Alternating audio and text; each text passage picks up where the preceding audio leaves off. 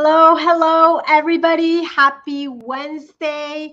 Happy last day of the month. We're getting closer to the end of the year. I cannot believe it. This year went so fast. I feel like we say that every year. It goes so fast, and then we're we're there, right? Yeah. Uh, but anyways, I'm just so excited to have Leonela Gonzalez-Fogarty here with us today. She is one of the leaders of our New England chapter, which is also exciting, and has her own company as well, which we're going to talk a little bit more about today, especially in this important topic about English. Like, how do we feel comfortable with English, especially for those of us that English is not our first language.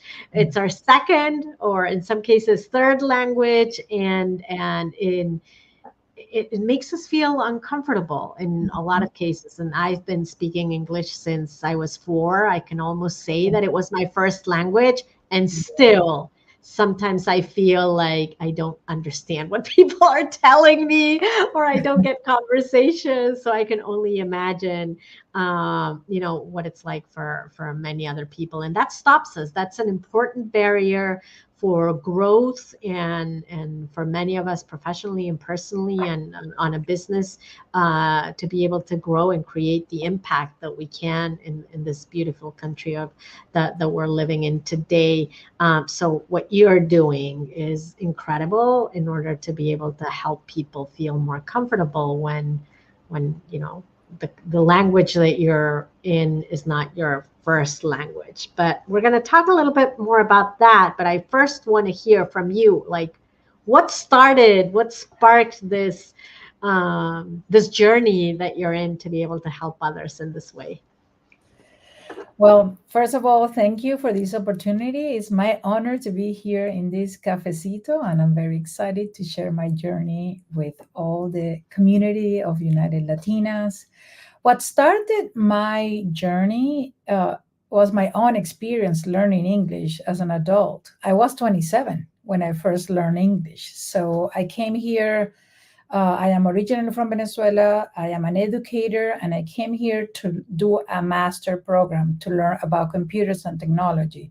I'm a passionate teacher. I love to learn, and I love to have a lot of skills to teach my students, and be ready to conquer the world. And at that time, it was the Y2K year. I don't know if some of you remember, but with that Y2K, the only thing we learned or heard in Venezuela was that the computers were going to explode. And I thought, a teacher not knowing English and not knowing about computer is going to be out of the world. And that very a strong passion and desire to learn about something in my career helped me to learn English, and it was more difficult than I thought. When I came here, I thought that I was going to be able to speak like in 4 months. And that journey translated in 8 months. And it was a whole process for me of learning and reflecting what is working and what is not working. I initially went to Colorado to learn about English, and I chose Colorado intentionally because I knew that I didn't know anybody there, and it was gonna make me, like it was gonna push me to talk because as adults, the initial instinct is to speak Spanish because we don't want to get out of our comfort zone. But I have heard from other friends, it's not that easy. Make sure that you speak English. And even though I have that in my mind, it was hard to put it in practice. So when I went to Colorado, I studied for 4 months. I'm a very good student. I was getting 100 plus and 8 A plus. And I was still afraid to talk. And after 4 months, I decided, am I going to be really ready to go to a master program and express my ideas there and engage in conversation with others? So I decided to go to McDonald's. And I was, at that time, we have Post-it. So I wrote in a Post-it, call, I want one combo, and I, practice what I was going to say. I was so nervous. I ordered my combo, and the person understood me without problem. And then it says for here to go. When he said for here to go, I froze. And that's something that happened to a lot of us. I start panicking. I have no idea what he was saying. And in that moment, when I was trying to get, what is he really saying? I only could hear words, here and go, but I cannot put it in a context.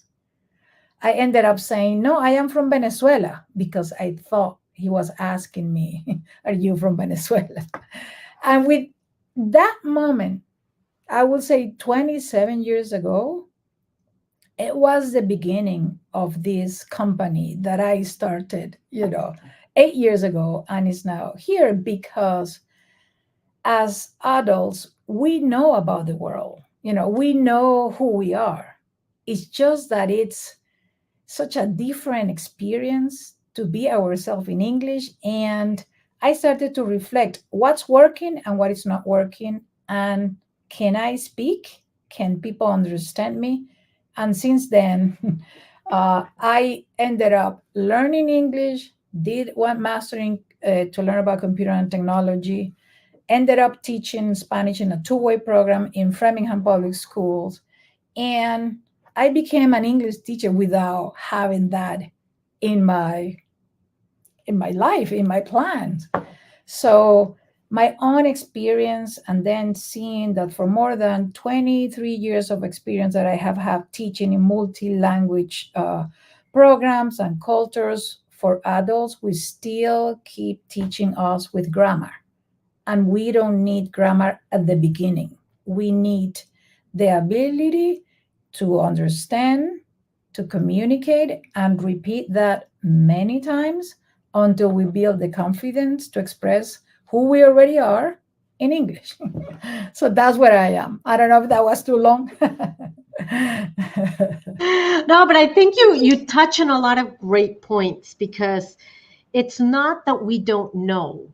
And I love that you highlight that because sometimes we may feel that we don't know just because we can't communicate something, but it's the lack of words, the lack of language, the lack of, words basically, right? But it's not the expertise, it's not the experience that we lack.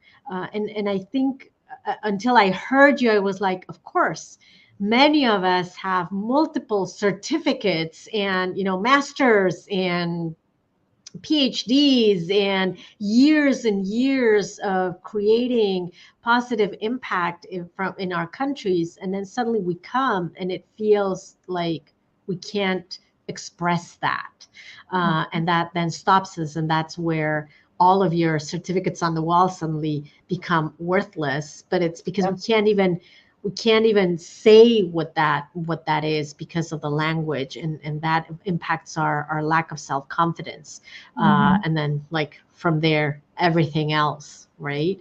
Yeah. And I think that's important because it takes a mind shift to be able to do that. And I still hear from a lot of clients and people, young Latinos that I work with, that always say, oh, my accent, because I have an accent, or because I don't speak well English, or because I struggle here. That's it. Like they can't even envision themselves in a senior level position.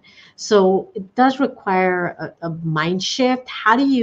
What are you seeing from people that you work with in terms of how do you overcome that? Like, how do you move from I can't to I can? Yeah. That happened to me, and happened to all of the people that I have worked with for the last 5 years. And the first thing is to make a list of all the things that we're able to do already and what are our character strengths.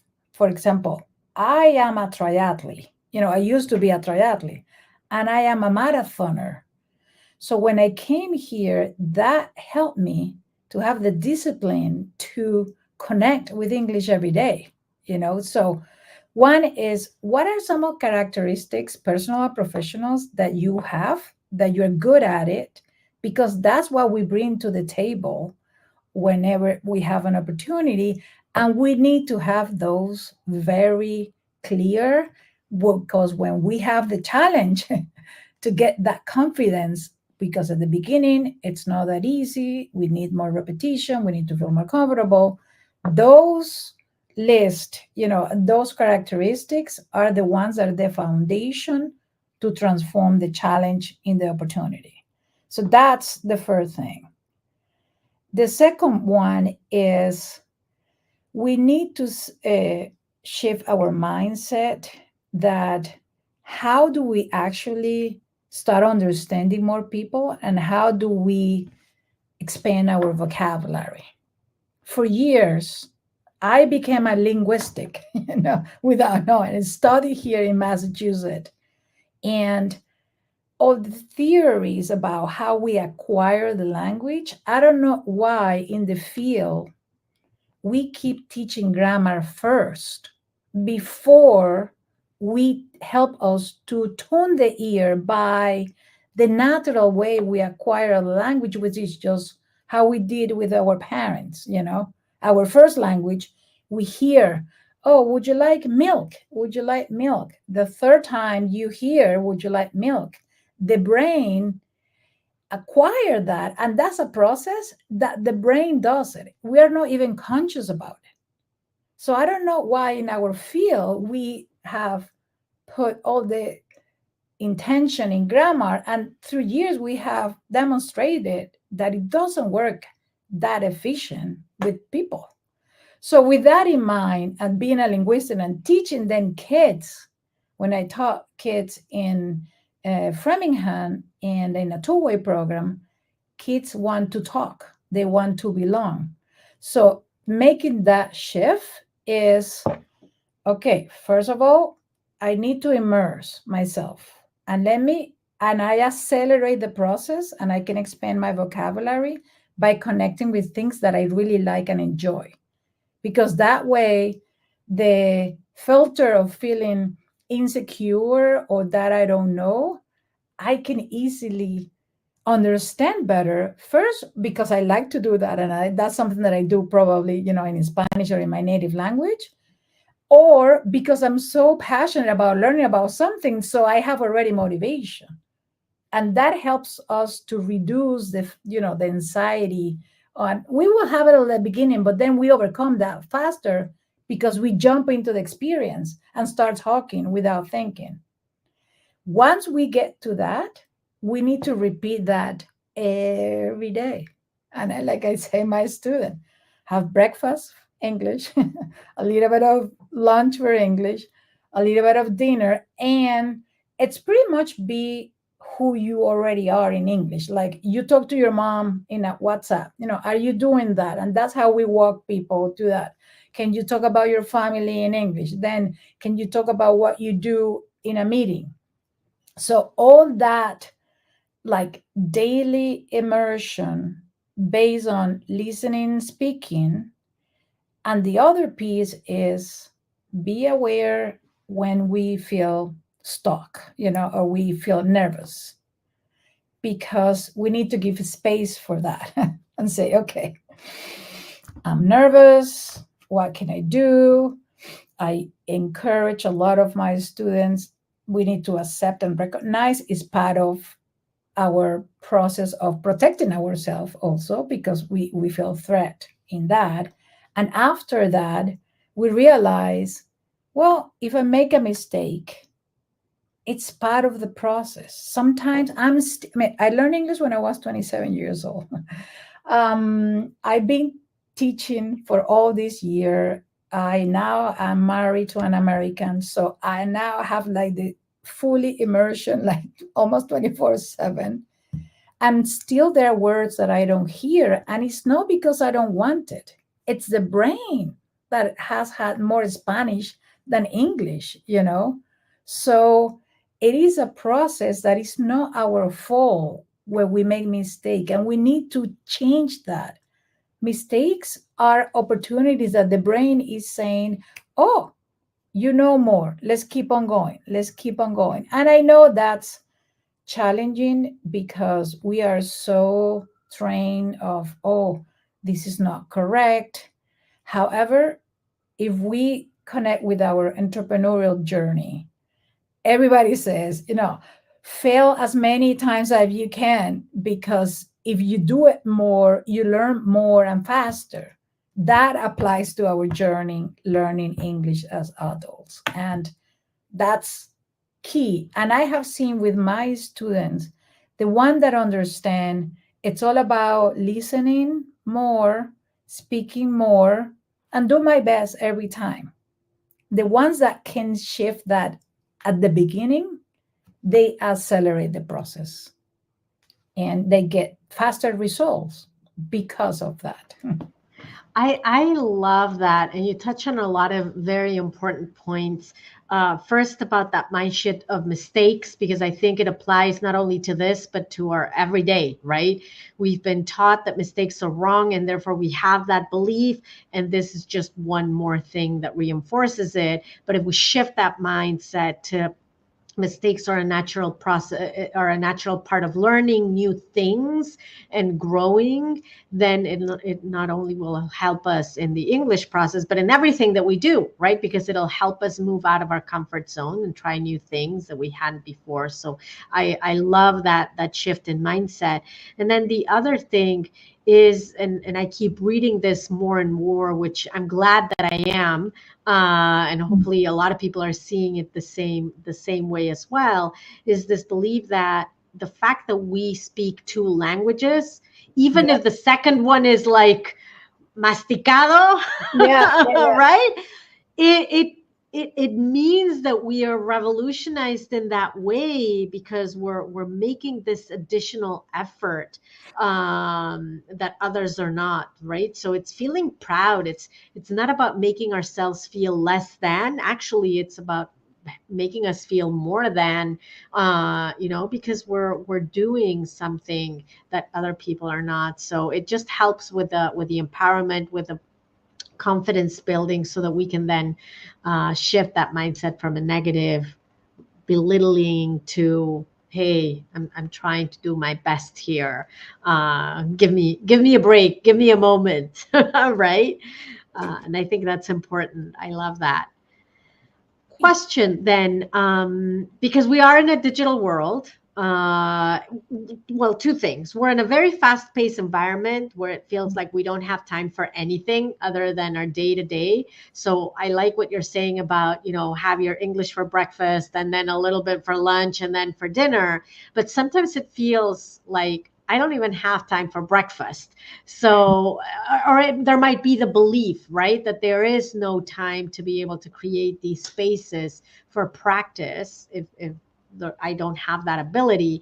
Have you seen social media being, or these digital platforms being, another way to be able to lean on them to be able to create this immersive experience?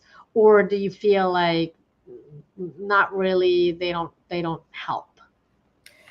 Yeah, totally. That's what we do. I think that we are immersed now in social media, and we have the opportunity to listen to songs, to watch videos.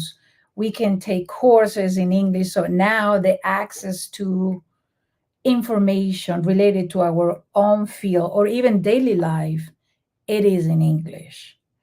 What I think is important in that process is first the intention. It's been demonstrated if we connect with these digital resources or different, I don't know, songs, videos with something that we're interested in, the filter of trying to figure it out what it is, it reduces because we're so interested and curious about that specific topic or thing. So, for example, and the other thing is already identify what you do that is part of your daily routine, that you can do it without thinking. Because another shift we have to say, you want to English, it's just another way to be yourself. In it is a language, it's no memorization. It's be the ability to express who you already are in English. I have one of our students, she was pregnant, when she started this journey. We were in the pandemic, and she started, once she delivered her first baby, or has had her first baby, she started putting comics for the kids in English. So then she created time with her family and with her kids in English. And that was an exposure. I have another student that is a runner. So then she realized, oh, when I'm running, I'm listening to a podcast, or, I can listen to to a podcast, to a music. And the other one was became the queen of podcasts, because she realized that in her daily life, she was, cooking 2 or 3 times a week. So she realized that when she's cooking is a time just to put a podcast. And then she got into mystery and all that, but she loved it. And then she was like 3 hours, like could not stop. When you get to that point, because you get so into what you're listening to, it's like, oh, English is not something that we memorize. English is just the ability to express who we already are like in English, and we need to see it naturally. And another thing that I tell people is like, some of us that move here to the United States, our kids, our, nephews, they speak better English than us, especially if it's like me, that I learn English already as an adult. If you have to pick up your kids, and you are a mom that are driving 2 hours a day, everybody, pay attention when the kids are talking to themselves in English, and start picking words. It's like switching. English happens every day. We can immerse intentionally. And every day that you listen, even 5 minutes, and you're paying attention and you hear one new word, that's like, okay, the brain is expanding the vocabulary. I have a story that my husband, when we got married in 2015, he used to listen to a program called Wait, Wait, Don't Tell Me. I don't know if you are familiar with that, but it's a program in WGBH. It's very famous. It's like a guest program that is related to politics. So you have to guess what's the name. The first 2 years, he listened to that program all the time. When we were in the car, I didn't understand anything. It was all new words, and politics, everything together. And I used to just shut down. But then I realized, okay, he really likes this. Let me try to pay attention. Let me intentionally say, okay, it's okay at the beginning. If I don't understand everything, it's okay. It's part of the process. But as you do it every time, you start understanding how people talk, the patterns, how the beginning. Well, I think it was my third year, I was driving by myself, and then I started listening to the program, and I started laughing because he laughed all the time and I couldn't get the jokes. And I said, oh my God, I'm finally getting part of this program. But it's about immersion, have an intention, and then understand that it's a process and that you need to repeat that many times, and you have to talk also. Listening without talking, it's not enough.